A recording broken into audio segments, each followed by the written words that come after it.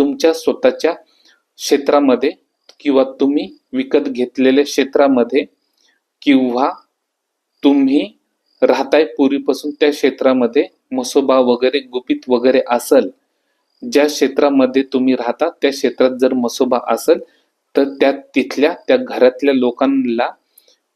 मसोबा दृष्टांत देतो